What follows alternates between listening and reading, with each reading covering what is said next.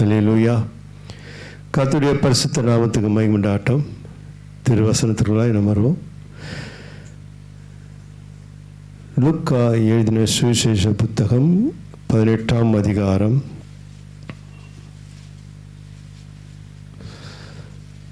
அவசரப்படாமல் பொறுமையாக ஒருத்தருக்கு ஒருத்தர் போட்டி போடாமல் நிறுத்தி நிதானமாக வாசிங்க. 6ஆம் 7ஆம் 8ஆம் வசனம். பின்னும் கர்த்தர் அவர்களை நோக்கி, அநீதியுள்ள அந்த நியாயாதிபதி சொன்னதை சிந்தித்து பாருங்கள். அந்தபடியே தேவன் தம்மை நோக்கி இரவும் பகலும் கூப்பிடுறவர்களாகிய தம்மால் தெரிந்து கொள்ளப்பட்டவர்களின் விஷயத்தில் நீடிய பொறுமை உள்ளவராயிருந்து அவர்களுக்கு நியாயம் செய்யாமல் இருப்பாரோ? சீக்கிரத்திலே அவர்களுக்கு நியாயம் செய்வார் என்று உங்களுக்கு சொல்லுகிறேன். ஆகிலும் மனுஷகுமாரன் வரும்போது பூமியிலே விசுவாசத்தை காண்பாரோ என்றார். ஆமேன். உடைய வார்த்தை என்றென்றும் எங்களிலே மகிமைப்படட்டும். பரிசுத்த ஆவியானவர் பேசுவாராக. தாழ்த்தி ஒப்புகிறேன் இயேசு கிறிஸ்து நாமத்தில் பிதாவே, ஆமேன். அல்லேலூயா. 8ஆம் வசனத்தில் ஆண்டவராகிய இயேசு கிறிஸ்து கடைசியில் சொல்லுகிற வார்த்தை, ஆகிலும் மனுஷகுமாரன் வரும்போது பூமியிலே விசுவாசத்தை காண்பாரோ? இதை குறித்து தான் நம்ம சில சம்பவத்தை நம்ம பார்க்க போகிறோம். ஆண்டவர் தம்மால் தெரிந்து கொள்ளப்பட்டவருடைய இரவும் பகலும், மலையிலேயே சொல்லுவோமா, நம்மெல்லாம் அவரால் தெரிந்து கொள்ளப்பட்டவர்கள்.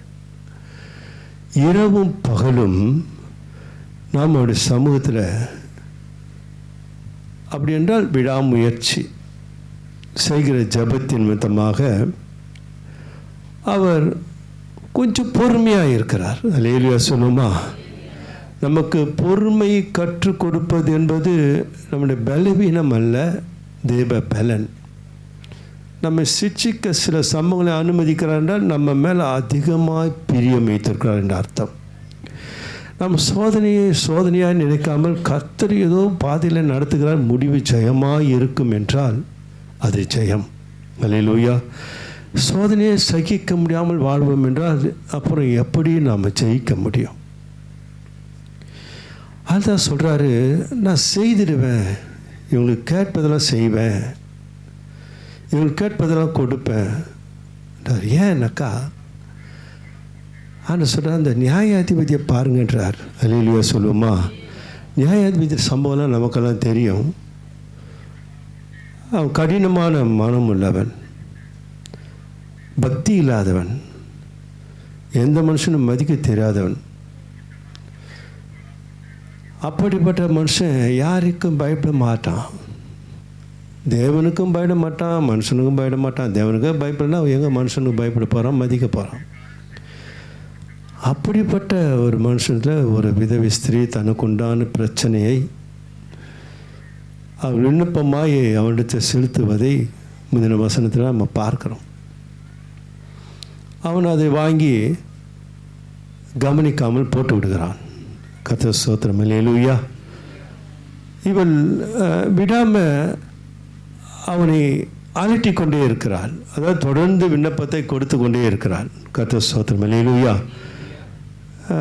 கடவுளுக்கே பயப்படாதவன் கடைசியில் யாருக்கு பயப்படுறானாக்கா அந்த விதவை ஸ்திரீக்கு பயப்பட ஆரம்பிச்சிட்டான். கர்த்தர் ஸ்தோத்திரம். அல்லேலூயா. ஏன் இவள் வந்து நம்மை அடிக்கடி அலட்டாதபடிக்கு இவளுக்கு நாம் நியாயம் செய்ய வேண்டும் என்று சிந்திக்க ஆரம்பிச்சிட்டான். அதான் சார், அப்படிப்பட்ட கடினமுள்ள அந்த இருதயமே, அவளுடைய விடாமுயற்சி, அவள் விதவை ஸ்திரீ, அவள் அடிக்கடி என்னிடத்தில் விண்ணப்பம் வைத்தும் நான் அதை தள்ளினேன், கவனிக்கலை, தள்ளினேன், அசட்டை பண்ணினேன். ஆனால் அவள் விடாமல் என்னை தொந்தரவுப்படுத்தினபடினாலே நான் அவருக்கு நீதி செய்ய வேண்டும் என்று அந்த நியாயாதிபதி நினைத்தானாம். அப்படி தான் சொல்கிறாரு. பின்னும் கர்த்தர் பின்னும் கர்த்தர் அவர்களை நோக்கி அநீதியுள்ள அந்த நியாயாதிபதி சொன்னதை சிந்தித்து பார்க்க வேண்டும். அல்லேலூயா, அல்லேலூயா. நாம் வாழ்க்கையில் உலகத்தில் வாழ்கிறோம். சில நன்மைகளுக்காக, சில ஆசீர்வாதங்களுக்காக, சில சுகத்திற்காக. ஏன்னா உலகம் அப்படி இருக்குது. உலகத்தில் நமக்கு பிரச்சனைகள் நிறைய இருக்குது. யாருக்கு தான் இல்லை? இல்லாத உலகத்தில் யாருமே கிடையாது. எப்படியாப்பட்ட பரிசுத்தவானாக இருந்தாலும் அவனுக்கும் உபத்திரம் இருக்குது. கிறிஸ்துவே சந்தித்து தான் சென்றார். சிலர் இந்த உலகத்தில் உலக உபத்திரத்தில் அதில் அவர்கள் தங்கள் கவனத்தை செலுத்தி அதில் மூழ்கி போய் விடுவதனாலே அவர்கள் அதை குறித்து நல்லா கவனிக்கணும். உலக சூழ்நிலை அவர்களை சேதப்படுத்துவதை குறித்து அவர்கள் தேவனத்தில் அதை தீர்க்கும்படியாக, தன் வாழ்க்கையிலே எதிரிட்டு வருகிற போராட்டங்களை தீர்க்கும்படியாக தேவ சமூகத்தை பயன்படுத்துகிறார்கள். அப்போது அந்த உலகத்தோடு ஒன்றி விடுகிறது. அவர்கள் விசுவாசம் உலக விசுவாசமாய் மாறிவிடுகிறது. அல்லேலூயா, அல்லேலூயா. ஆனால் கவனிங்கள் அன்பு பிள்ளைகளே, கிறிஸ்து வரப்போகிறார். மனுஷகுமாரன் வரும்பொழுது அவருக்கேற்ற விசுவாசத்தை காண்பாரோ? இப்போ உலகப்பிரமாணி என் பிரச்சனை தீர்ப்பதற்காக தேவ சமூகத்தினை நாடுவது நல்லது தான். அதை குறை சொல்ல சபை விரும்பலை. ஆனால் அந்த விசுவாசமாகப்பட்டது அவர் வரும்போது அந்த விசுவாசம் அவருக்கு முன்பாக எடுப்படுமா என்றால் எடுப்படாது. அல்லேலூயா, இல்லையா? நல்லா தெரியும் நமக்கெல்லாம். அதுதான் சொல்கிறாரு. அந்த அந்த விதவஸ்திரி அனுதினமும் அவனிடத்தில் நியாயத்தில் முறையிட்டால் அவன் எதற்கும் பயப்படாதவன் அவளுக்கு பயப்பட ஆரம்பித்தான். அவளுக்கு தக்க ஒரு தீர்ப்பை கொடுத்தான். அதே போல் கவனிங்க, நீங்கள் இரவும் பகலும் ஜெபிக்கிறங்க, நீங்களாம் என்னால் தெரிந்து கொள்ளப்பட்டவர்கள், உங்களுக்கு நியாயம் செய்யாமல் இருப்பேனோ? நிச்சயமாய் நியாயம் செய்வேன். அல்லேலூயா. என்ன சொல்கிறாரு? நிச்சயம் சொல்லுகிறார். நம்முடைய ஜெபங்களுக்கு தேவன் செவி கொடுத்து கேட்கிறார். உபத்திரப்பட்டுடைய உபத்திரத்தை அற்பமாக எண்ணாமல், அருவருக்காமல், தன் முகத்தை கூட மறைக்காமல் அவன் ஜெபத்திற்கு தேவன் என்ன பண்ணுறாரு? பதில் அளிக்கிறார். யாராக இருந்தாலும் சரி. அல்லேலூயா.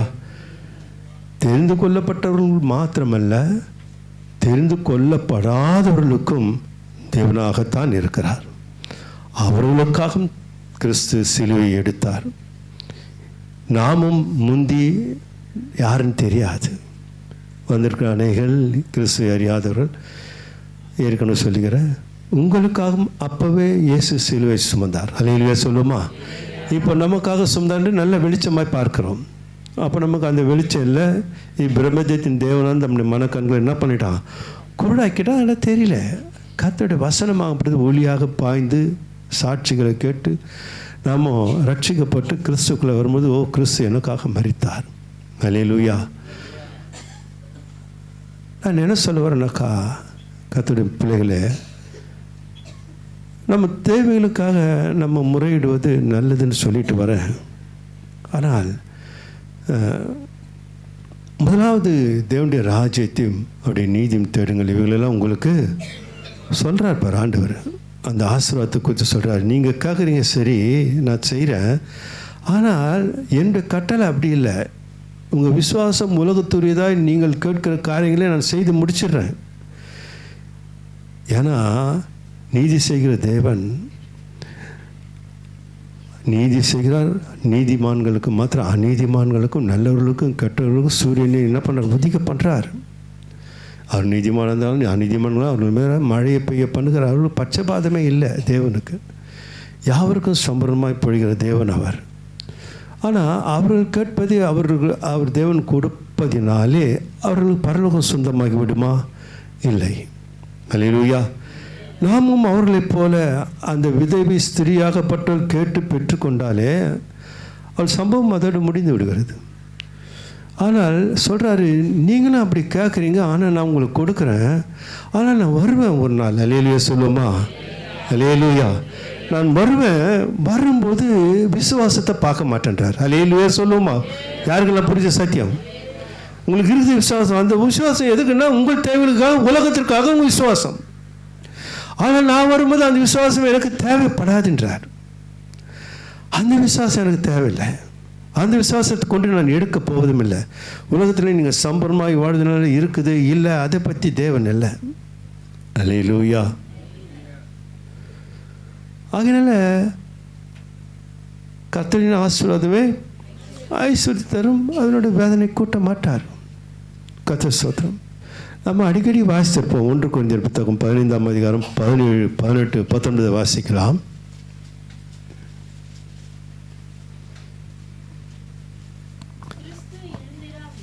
கிறிஸ்து எழுந்திராவிட்டால், அல்லேலூயா, கிறிஸ்து உயிர்த்தெழவில்லை என்றால் நம்முடைய விசுவாசம் என்னவா இருக்கும்? அப்போ நம்ம விசுவாசம் எது? சிந்தித்து பாருங்க, சத்தியத்தை அறியணும். இந்த உலகப்புறமான ஆசீர்வாதத்தினால உலகத்தாரில் நிறைய பேர் நம்ம விட டாப்பில் இருக்கிறாங்க. அவர்கள் அவருடைய தெய்வங்களை கேட்கிறார்கள், முயற்சி எடுக்கிறார்கள், ஆசீர்வாதம் மாறுகிறார்கள். நல்லது. அல்லேலூயா. அன்பான கர்த்தருடைய பிள்ளைகளே, நம்முடைய விசுவாசம் எதை பற்றி என்பது தான். அதனால தான் ஆண்டவர் சொல்கிறாரு, நீங்கள் கேட்டதெல்லாம் நான் கொடுக்குறேன்றாரு. இந்த உலகத்தில் நீங்கள் என்ன கேட்டால் என்ன பண்ணுறேன்? கொடுக்குறேன். கர்த்தர் ஸ்தோத்திரம். அல்லேலூயா. ஆனால் அந்த ஆசீர்வாதத்தில் வேதனை இருக்குன்றார். நான் கொடுத்துருவேன், ஆனால் உங்கள் விசுவாசம் உலகத்துக்குரிய, உலகத்தில் சஞ்சரித்து உலகத்தில் வாழ்க்கையில் ஒன்றி போய் ஐக்கியமாய் அதில் நீங்கள் சுழன்று கொண்டிருக்கிறபடினாலே அந்த நித்தியவாசியான அந்த சிந்தனைகள் இல்லாது போய்விடுகிறது. பரமதேசத்திற்குரிய சிந்தனைகள். அடுத்தது நம்ம எப்படி முன்னேறலாம்? ஸ்தோத்திரம். அல்லேலூயா. இந்த எண்ணம் ஆவிக்கிற வாழ்க்கையில் வளர்ச்சியில் நம்ம எப்படி தேவ ஐக்கியத்தில், தேவனுடைய பாதத்தில் எப்படி நம்ம ஐக்கியமாக கிட்டி சேரலான்னு என்னைக்காவது யாராவது நினச்சிருப்பதை கொஞ்சம் யோசிக்கணும். அல்லேலூயா.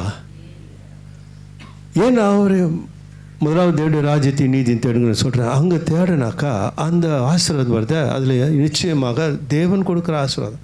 அதான் ஆபிரகாம் சொல்கிற சோதம் 14 ஆதியாகமம் 14 சொல்கிறாரு. சோதம் ராஜா கிட்ட சொல்கிறாரு, நீ எனக்கு கொடுக்காத. அல்லேலூயா. வானத்தையும் பூமியும் படைத்த கர்த்தர் எனக்கு உதவி செய்வார். அல்லேலூயா. ஏன்னா அதில் குறைவு இருக்காது, வேதனை இருக்காது. அதனால தான் தேவன் ஆபிரகாம் அளவுக்கு அதிகமாக ஆசீர்வதித்தார். சார்ந்து வாழ்கிற ஒரு வாழ்க்கை இல்லாதபடி கர்த்தரை சார்ந்து வாழ்கிற ஒரு வாழ்க்கை உண்டாக முடியாது. இந்த விசுவாசம் தான் கடந்த மாதத்தில் இந்த 1ஆம் தேதியில் சொன்னது, கர்த்தர் உன் நம்பிக்கையாக இருந்து. அப்போ உன் நம்பிக்கை உலகத்தில் இருக்கிற வாழ்க்கையில் உன் நம்பிக்கை இருந்துட்டாக்கா, அப்போ கால் சிக்கிக்கொள். வாழ்க்கையில் சிக்கல்கள், இடர்கள் வரும்பொழுது எப்படி அவர் உதவி பண்ணுவார். கர்த்தர் ஸ்தோத்திரம். அல்லேலூயா. நம்ம உலகத்தோடு நம்ம கேட்குறோம், உலகத்தின் வாழ்க்கைக்கு கேட்குறோம், நல்லது நல்லது நல்லது. ஆனால் மத்திய 6:33 இருக்குதான்னு நம்ம யோசிக்கணும். அது ரொம்ப சொன்னேன், அது வாசிக்கத்தால் யாருமே. முதலாவது தேவனுடைய ராஜ்யத்தோட நிதி தேடுங்கள். அப்படி நம்ம கவனம் எல்லாம் உலகத்தோடு ஐக்கியமாகிறபடினாலே தேவனை குறித்த ஒரு சிந்தனைகள். இதற்கப்புறம் அதை தான் சொல்கிறாரு, இதற்கப்புறம் ஒரு வாழ்க்கை இருக்குது, அதுக்காக நான் வருவேன்றார். புரியுதா? அல்லேலூயா.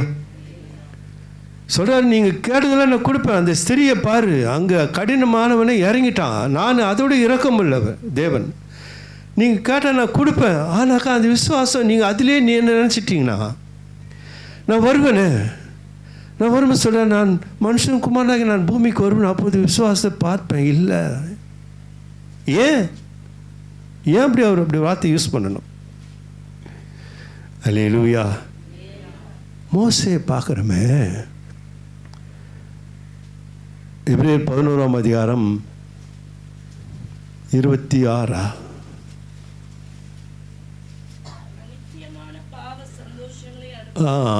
அநித்தியமான பாவ சந்தோஷங்களை அனுபவிப்பதை பார்க்கலும் தேவனுடைய ஜனங்களோட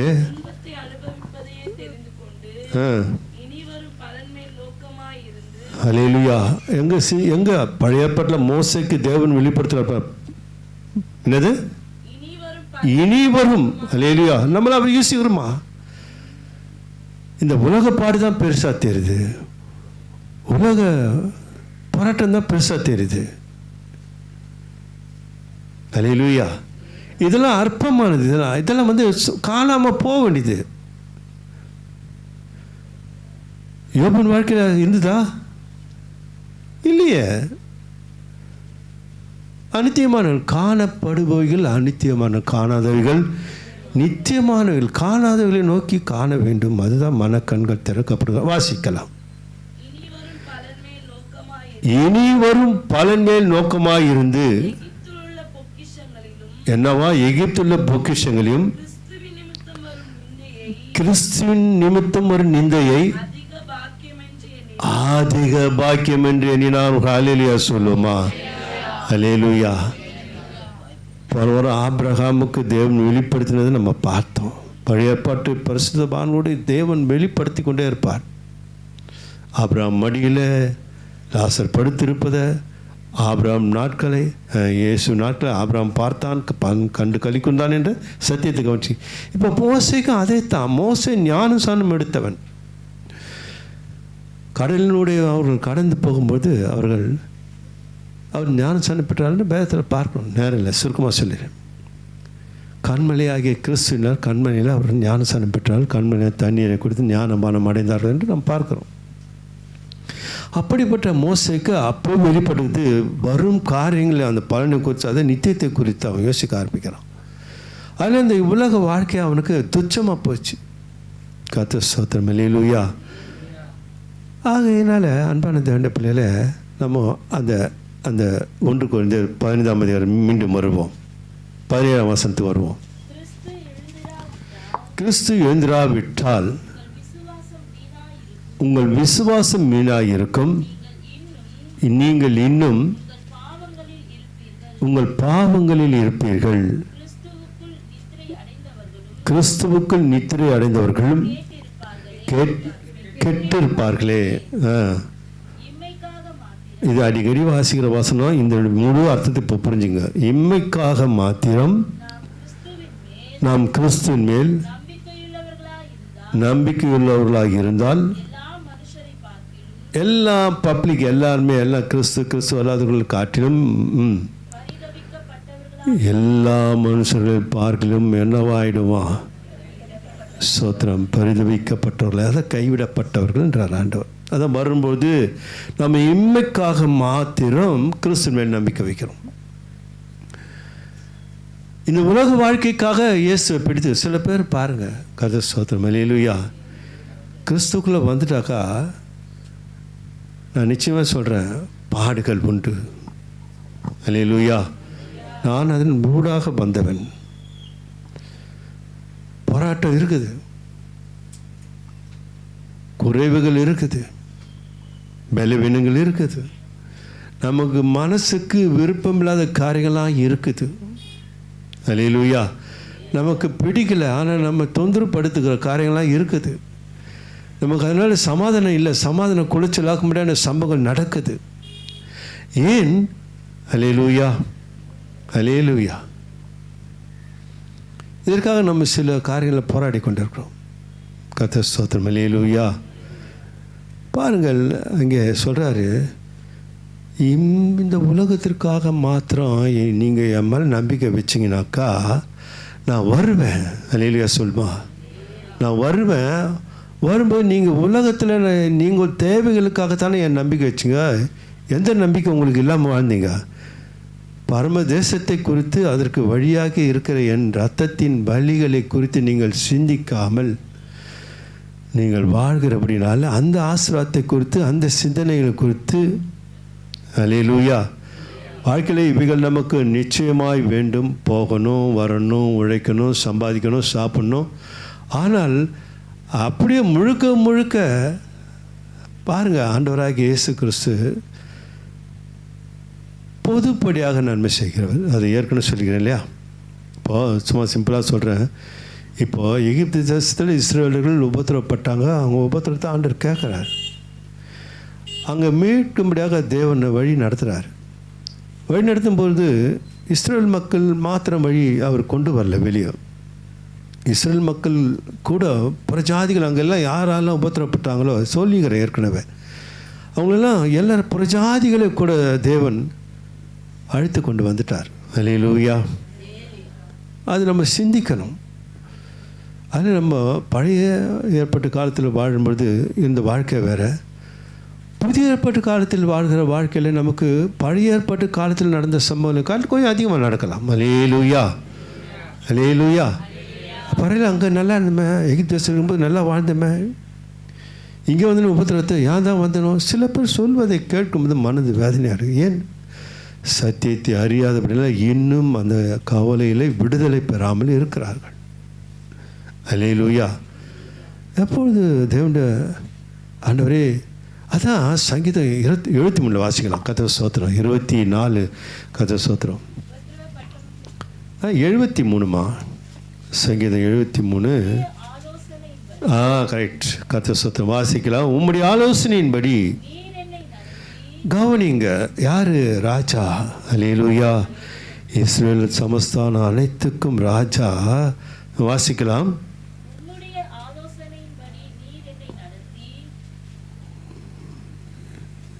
உம்முடைய ஆலோசனையின்படி நீர் என்னை நடத்தி முடிவிலே எங்கே எதை சிந்திக்கிறார் பாருங்க. யாராவது சிந்திச்சிருப்போமா? இந்த உலக வாழ்க்கையை குறித்து, இந்த உலக வாழ்க்கையின் தேவைகளை குறித்து, எதிர்காலத்தை குறித்து சிந்தித்து அதற்காக முயற்சி எடுக்க நல்லதுன்னு சொல்கிறேன். அதனோட இந்த மனித அதான் காணாதவைகள் நித்தியமானவைகளை குறித்து அதே சொல்ல, இந்த உலகத்திற்காக என்னை நீங்கள் சமூகத்துக்கு வரீங்களான்னு கேட்குறாரு. நான் வருவேனே. ஒரு நாள் வரும்போது இந்த விசுவாசத்தில் நீங்கள் எதை கேட்டாலும் நான் உங்களுக்கு கொடுக்குறேன். என் நாமத்தினால் நீங்கள் எது கேட்டாலும் கொடுக்குறேன். அந்த விசுவாசம் உங்களுக்கு, அந்த விசுவாசம் உலக பிரகாரமான விசுவாசம். அந்த விசுவாசம் எடுப்படாது பரலோகத்துக்குன்றார். நான் ஒரு நாள் வருவேன். நீங்கள் விசுவாசத்தில் கேட்டதெல்லாம் கொடுத்துட்டேன், ஆனால் வருவேனே. நீங்கள் விசுவாசத்தில் உலகத்தில் உள்ள எல்லா ஆசீர்வாதங்களும் கொடுத்துட்டேன்றதுக்காக நான் பரலோகத்துக்கு உங்களை அழைச்சிட்டு போக முடியாதுன்றார். புரியுதா? எத்தனை பேர் புரியுது? விசுவாசத்தை காண்பாரோ? இன்னும் அதுக்கு அடுத்த சம்பவங்களை பார்த்தா தெரியும். பரிசேயனும் ஆயக்காரனை பற்றி பேசிட்டு வருவார் பாருங்கள். அது சத்தியம் நிறைய இருக்குது, ரகசியங்கள். தேவனுடைய ஆனந்த ஞானமாக சத்திய வசனங்களை வாசிக்கும் போது அப்படியே கோர்வையாக கொண்டு வருவார். அது அப்படியே விளக்குவார். விசுவாசத்தை பற்றி பேசுவார். பரிசேயனுடைய விசுவாசம்னா, ஆயக்காரனுடைய விசுவாசம்னா, பரிசேயன் உலகத்தை குறித்து, உலகத்தின் ஆசீர்வாதம் குறித்து தேவ சமூகத்தில் வச்சு மன்றாட்ட வைக்கிறான், நீதிமான் இல்லாமல். ஆனால் ஆயக்காரன் பரலோகத்தை குறித்து சிந்திச்சு மார்பில் அடிச்சுன்னு அழுகுறான். அவன் நீதிமான மாட்டான். ரெண்டு பேருமே விசுவாசிகள் தான். விசுவாச போர்வையிலே வாழ்கிற விசுவாசி அவன் பரிசேயன், விசுவாசத்துக்குள்ளாக வாழ்கிற விசுவாசி ஆயக்காரன். விசுவாசம் இல்லாத கூட்டங்களும் உண்டு. அல்லேலூயா. புரியுதுங்களா? அப்போ அந்த பரிசேயன் யார்? விசுவாச போர்வையில் இருக்கிற விசுவாசி. அந்த விசுவாச பரலோகத்துக்கு தேவைப்படாது. நான் அதை சரி என்னென்ன சொல்லுவோம் அதெல்லாம் வாசித்துன்னு போனேன். அல்லேலூயா. உபாசம், பாசிங், அது இது தசம் பாகம் இப்படியெல்லாம் நான் இருப்பான், அப்படி இப்படின்னு சொல்லுவான். அது உதவலை பார் கடைசியில். அல்லேலூயா. கர்த்தர் ஸ்தோத்திரம். அல்லேலூயா. அதில் அன்பான தேவனுடைய பிள்ளைகளை 1 Corinthians 15 அதிகாரத்தில் நான் வரும்பொழுது அந்த விசுவாசம் சொல்கிறார். சரி, அது 73 வரும். 73 சங்கீதம் 73, 24, 25. உம்முடைய ஆலோசனையின்படி நீர் என்னை நடத்தி முடிவிலே என்னை மகிமையில் ஏற்றுக்கொள்வீர். பரலோகத்தில் உம்மையல்லாமல் எனக்கு யார் உண்டு? பூலோகத்தில் உம்மை தவிர எனக்கு வேறு விருப்பம் இல்லை. அல்லேலூயா சொல்லுமா? என்ன சொல்கிறார் அவரு? நம்ம விருப்பம் எங்க? நம்ம விருப்பம் எங்க? நமக்கு விருத்தே சிந்தித்து கொண்டு இருக்கு நம்ம விருப்பங்கள் எல்லாம். நமக்கு இதை செய்யணும், அதை வாங்கணும், இதை பண்ணணும், நல்லது நல்லது. ஆனால் கர்த்தரை மறந்துட்டு நம்ம செஞ்சிட்டோம்னாக்கா செய்கிறார், கேட்டதெல்லாம் கொடுக்குறாரு. நம்ம சில பேர் சாட்சி சொன்ன, நான் இப்படி கேட்டேன், ஆண்டவர் கொடுத்தார், நல்லது. கொடுக்க மாட்டார்னு சொல்கிறேன். ஆனால் சபை சத்தியத்தை சொல்லும்போது வேதத்தை கேளாதபடி தன் செவியை விளக்க ஜபங்கள் அருள் பார்க்கும் கொடுத்துருவார். அருள்பதான் இருக்கும். புரியுதா உங்களுக்கு நான் சொல்கிறதுலாம்? இப்போது ஒரு கீழ்ப்படியாத கதை ஸ்தோத்திரம். இப்போது சிம்சன் எடுத்துக்கலாம். சிம்சன் அருவருப்பான ஒரு, ஆனால் அந்த மரண நேரத்தில் ஜபிக்கிறான் பார். ஜபத்தை கேட்டாரா இல்லையா? கோபமாக தான் பதில் கொடுத்துருப்பார். அல்லேலூயா சொல்லுமா? நான் பேச்சுக்கு சொல்கிறேன். நீ உயிரோடு இருந்து கொன்றதை காட்டிலும் இப்போ நிறைய மறிக்கு வரான் அப்படின்னு ஆண்டு சொல்கிறார். அவன் கட்டப்பட்ட தூணை அப்படியே பிடிச்சி இழுத்து எல்லாரும் சாகிறாங்க. அது நிறைய சம்பவங்கள். அல்லேலூயா. ஜபத்தை கேட்பார், ஆனால் அருவருக்க. அல்லேலூயா. அந்த ஜபமும் பூமியில் நமக்கு நன்மை செய்கிறது, நல்லது. நான் அப்படி சாட்சி சொல்லிடுவோம். நான் போன ஆண்டவர் நல்ல காலம் லாரியில் அடிபட்டிருப்பேன், காப்பாற்றுறாரு, நல்லது. விசுவாசம் இல்லையா? செய்யமுகிறாரா? அல்லேலூயா சொல்லுமா? ஆனால் என் ஜீவனை தப்ப இந்த ஜீவனை கொடுத்து என் வாழ்க்கையை நீடிக்க செய்தாரே, அவருக்காக வாழணும்னு எத்தனை பேர் நினச்சிருப்போம்? ஒரு உதாரணத்துக்கு சொல்கிறேன். அல்லேலூயா அல்லேலூயா. இங்கே தாவீது சொல்கிறாரு, பரலோகத்தில் உம்மை தவிர எனக்கு யாருமே இல்லை. பூமியிலேருந்து எது சிந்திக்கிறார் பாரு. அதனால தான் இருதயத்தை காட்டுறோன்னா மாட்டார் ஆண்டவர். ரொம்ப சிம்பிள். கிறிஸ்தவ வாழ்க்கைன்றது ரொம்ப ரொம்ப ஈஸி. அதை தான் சபை சொல்லிக்கிட்டே அது பெரிய விஷயமே இல்லை. அப்படியே அங்கே போய் இங்கே சுற்றி அங்கே சுற்றி இருக்கிற வாழ்க்கையில் கனிகளை கொடுக்க ஆரம்பிச்சிட்டேன்னு வச்சிங்களேன், பெஸ்ட். ஈஸியாக செய்ய முடியாது, முடியும். நம்முடைய அதாவது நான் சொல்கிறேன் தப்பான ரெட் ஒயிட் அவங்கள நம்ம மன்னிக்கணுமா? எவ்வளோ பேர் இருக்கிறாங்க இல்லையா? அந்த விசுவாசம் அங்கே தான் இருக்குது. நம்ம மன்னிக்க முடியாதுன்னு ஒரு விசுவாசத்தை பற்றியா அந்த விசுவாசம் வரும்போது கிடைக்குமா? பரலோகம் கிடைக்காத. ஆனால் அப்படி உதவி செய்கிறார் ஆண்டவர். என்ன கேட்குறாரு? கொடுக்குறார். கொடுக்காம போகிறார். நீ கீழ்படியில் கொடுக்க மாட்டேன்னு சொல்லு, கொடுப்பார். அல்லேலூயா. இந்த விசுவாசம் அவர் வரும்போது அவர் சொல்கிறார், விசுவாசம் இருக்குத்தான் பூமியில்.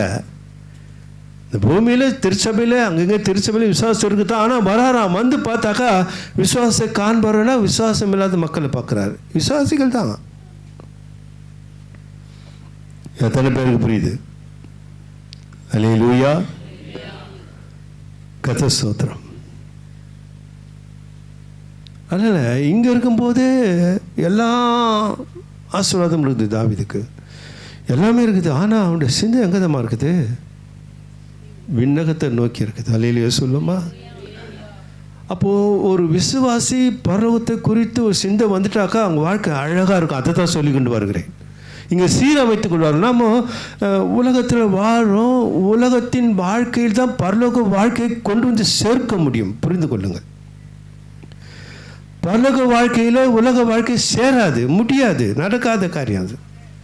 ஆனால் இந்த பூலோக வாழ்க்கையிலே பூமியிலே வாழ்கிற நான் தான், நீங்கள் தான் பரலோக வாழ்க்கையை அனுபவிக்க முடியும் என்று போதித்து கொண்டு வருகிறேன். பரலோக வாழ்க்கையை இங்கே தான் நிறைவேற்ற முடியும். அல்லேலூயா. நம்ம உலகத்திற்குரிய வாழ்க்கை வாழ்ந்து உலக வாழ்க்கையில் சுழன்று உலக வாழ்க்கையில் நாம் இணைந்து ஒன்றிணைந்து இருப்போம் என்றால் நிச்சயமாக பரலோக சிந்தை இருக்காது. பரலோக சிந்தை இல்லை என்றால் மன்னிக்கவே முடியாது. ஆண்டவர் சொல்கிறார், நீங்கள் மன்னிக்கலைனாக்க நான் உங்களை மன்னிக்க மாட்டேன்னு சொல்லிட்டார். உங்கள் விசுவாசம் என் மேலே இல்லை, அதனால தான் மன்னிக்கலை. எத்தனை பேருக்கு புரியுது? அல்லேலூயா. என் வார்த்தை நீங்கள் விசுவாசிக்கலை, நான் சொன்னதை நீங்கள் கேட்கல, என்ன விசுவாசிக்கலைன்னாக்கா அதை மறுநாள் வந்து பார்த்தா இல்லை விசுவாசம். ஏன் நான் மன்னிக்கலை?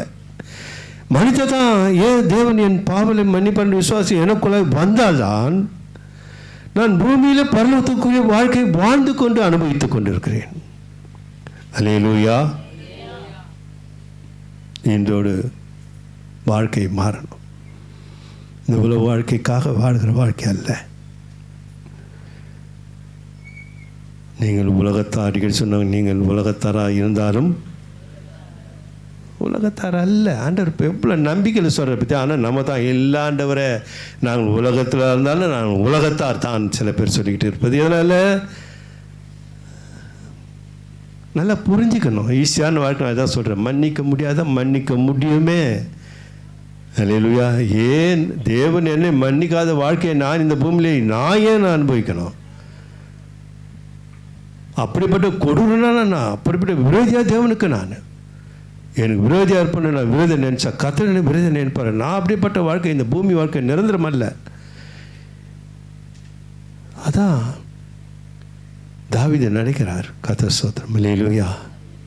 கவனிக்கணும். அழகான வாழ்க்கைன்னு போய்த்து கொண்டு வருது சபை, ஈஸியான வாழ்க்கை. அல்லேலூயா. அல்லேலூயா. மன்னித்து பாருங்கள், சமாதானமாக இருப்பீர்கள். அதெல்லாம் வச்சுக்கிட்டு இருக்காது. அதெல்லாம் ஒரு அழுக்கு. என்னது? குப்பை. நீங்கள் குப்பை உள்ள வைத்து கொண்டிருந்தால் எப்படி தேவனுடைய வார்த்தை தேவன் வாசம் செய்வார்? எப்படி கோவிலாக இருக்கும் அது? அல்லேலூயா. கோவிலாக இருக்காது, அது குப்பை தொட்டியாக மாறிட்டுமே. தீர்மானம் எடுங்க. தேவசமத்தில் ஜெபிங்க. ஆண்டவரே, நான் இந்த உலகத்தில் வாழ்ந்த உலகத்தார் போல் வாழ்ந்துன்னு நான் இப்படி காரியத்தில் சிக்கிக்கு நிற்கிறேன், என்னை விடுவிய கிருபை செய்யுங்க. அல்லேலூயா. கேட்டால் அருள் மாறி ஊற்றுவார், கண்கள் திறக்கப்படும். அல்லேலூயா. கடைசியாக அதான் சங்கீதக்காரர் அதான் சொல்கிறாரு, பூமியிலே உம்மை தவிர எனக்கு விருப்பம் இல்லைன்றார். உண்மையாகவே ஆண்டவர் சமூகத்தில் ஆரம்பத்திலிருந்து ஆண்டவரே உம்மை நேசிக்கிற ஒரு நல்ல பண்பு எனக்கு கொடுத்தீரே, உமக்கு ஸ்தோத்திரம் சொல்லி ஸ்தோத்திரம் சொல்லுவேன். ஆரம்பத்தில் சத்தியமே தெரியாது எனக்கு. அங்கே ஆரம்பித்த அந்த ஓட்டம் தான் மற்றவர்களுக்கு மேலே கோபம் இல்லாமல், மன்னிக்க முடியாமல், அது மன்னிக்கிறது, கோபம் இல்லாமல் மன்னிக்கிறது, அதை பெருசாக எடுத்துக்காமல் அங்கே வந்துடுறேன். நான் அப்படியே வரேன், நான் கொஞ்சமாக வரேன். உங்கள் நேசிக்கிற ஒரு பண்பை அன்பு எனக்கு கொடுத்தீர் ஆண்டவர். நான் ஏமாத்திரம் ஒன்றுமே தெரியாது எனக்கு அந்த காலத்தில். கர்த்தர் ஸ்தோத்திரம். அல்லேலூயா. நாம் என்ன பண்ணுறோம்? உலகத்துக்குரியதே கேட்குறோம். அதை நான் குறை சொல்ல வரல, மீண்டும் உறுதிட்டு பேசுகிறேன். என் ஜெபங்கள் இதெல்லாம் வசனம்லாம் தெரியாத முன்னமே ஆண்டவருக்கு நான் மகிமைப்படுத்தி கொண்டு வந்த காலங்கள் உண்டு. எப்போதும் கர்த்தர் கிருபையினாலே அதை செய்து கொண்டு அந்த வெளிப்பாடு தான் இப்போ சமீபமாக ஆண்டவரே நான் உங்களுடைய மகள் வந்திருக்கேன், உங்களுடைய ஊழியக்காரன் வந்திருக்கேன். எத்தனை பேர் சொல்கிறீங்க? கர்த்தர் அறிவார். கர்த்தர் சொன்ன பாடம் இது. வேதத்தில் இருக்குதா அப்படின்னு கேட்டுன்னு போனாக்கா அது தாண்டா வதமாக மாறிடும். அப்படியெல்லாம் இல்லை. எவ்வளோ விஷயங்கள் வேதத்தில் இல்லாத காரியங்களை நம்ம ஒழுங்கும் கிரயமாக நடத்தி கொண்டு வருகிறோம். அல்லேலூயா. அதனால் பூமியில் நமக்கு என்ன விருப்பமும் இருக்குது, இல்லாத விருப்பமே இல்லை.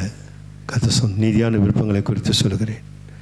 ஆனால் எவைகளை காட்டிலும் ஆண்டவரே உலகத்தில் எல்லா விருப்பம் எனக்கு இருந்தாலும் உம்மை தவிர வேறு விருப்பம் இல்லைப்பா. யார் சொல்ல முடியும்? அல்லேலூயா. நான் இங்கே பலிபீடத்தில் நின்று போய் பேச நினைக்கிறீங்களா? கர்த்தர் அறிவார். இப்போ நான் சமாதானத்தோடு இருக்கிறேனாக்கா காரணம் என்ன? அர்ப்பணிக்கிற ஒரு வாழ்க்கை. நான் ஒன்றுமே இல்லைப்பா, பாவி, பெரும்பாவி, நான் என்னை மன்னிச்சுன்னா நான் உனக்காக வாழத்தில் என்ன இருக்குது? ஒன்றுமே கிடையாது. எனக்கு நிதியத்தில் ஒரு இடம் வச்சிருக்கிறேன். அல்லேலூயா. அதுதான் சொல்கிறாரு, மனுஷகுமாரன் வரும்போது உலகத்திலே பூமியிலே விசுவாசத்தை காண்பாரோ? இல்லை ஆண்டவரே, நீர் என்னை பார்க்கிறீர். ஸ்தோத்திரம். அல்லேலூயா. அவரை தவிர வேறு விருப்பம் இல்லைன்னு தாவீது சொல்கிறேன். நம்மளை ஏமாத்துறோம். அல்லேலூயா.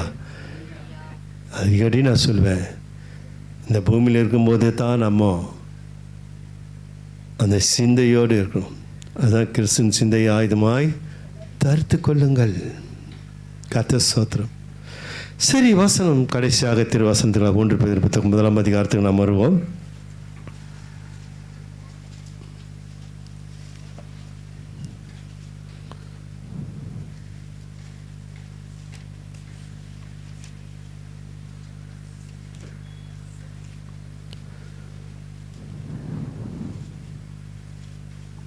மூன்று, 4, 5 வாசிக்கலாம்.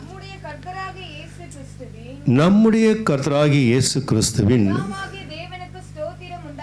பிதாவாகிய தேவனுக்கு ஸ்தோத்திரம் உண்டாவதாக. அவர்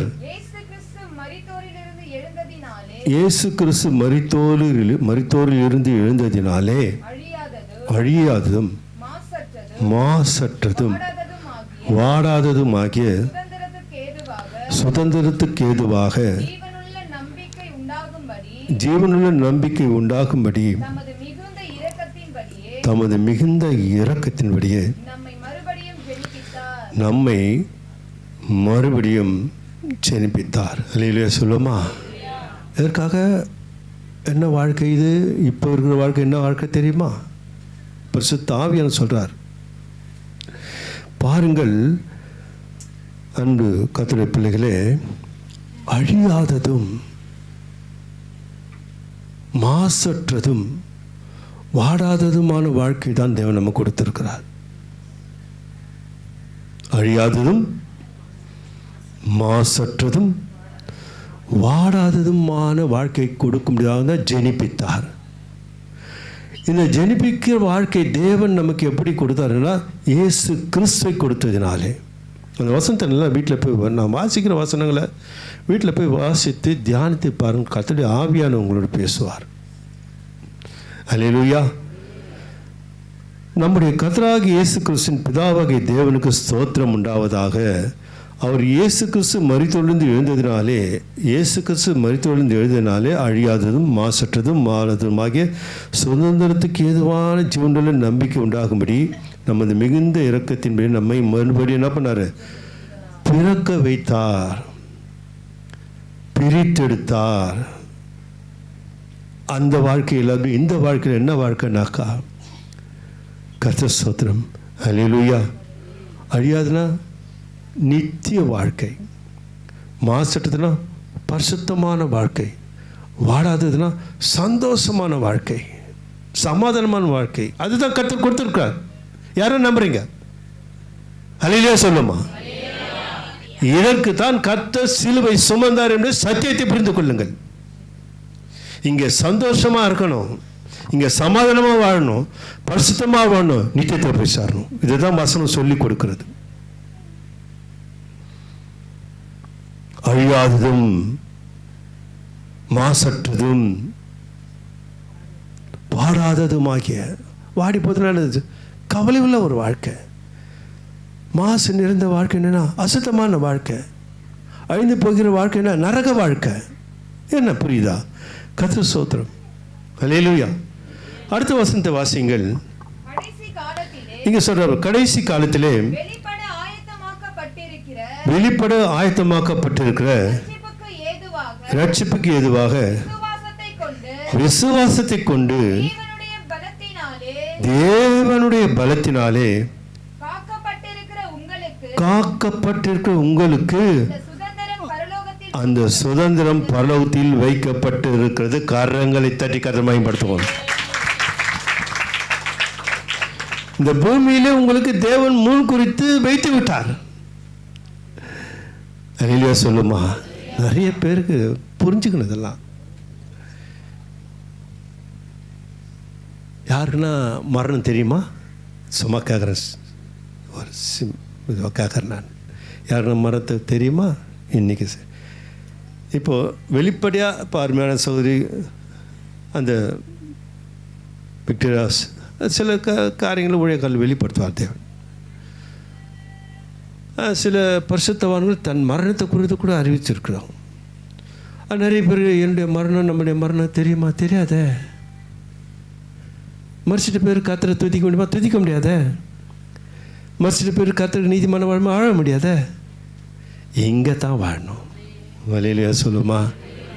வழியில் எப்போ வரும் மரணம்னு தெரியாது, அதை தான் சொல்கிறேன் நான். ஆனால் நமக்கு தேவன் பரலோகத்தை என்ன பண்ணி வச்சுக்கிறாரு? ஆயத்தப்படுத்தி வைக்கிறார். பரலோகத்தில் வைக்கப்பட்டிருக்குது பாருங்கள். கடைசி காலத்தில் அதான் அதை தான் சொல்கிறேன் நான், வரும்பொழுதுன்றார். அதுதான் மற்ற இப்போ லூக்கா 18ஆம் அதிகாரத்தில் நம்ம வாசித்தோம், 8ஆம் வசனம் வாசித்தோம், நான் வரும்பொழுது. அல்லேலூயா. நான் வைத்திருக்க ஆயத்தப்படுற பரலோகத்தை பெற்றுக்கொள்ள விசுவாசம் அவர்களுக்குள்ளாக இருக்கிறதா கேட்குறார் ஆண்டவர். அல்லேலூயா.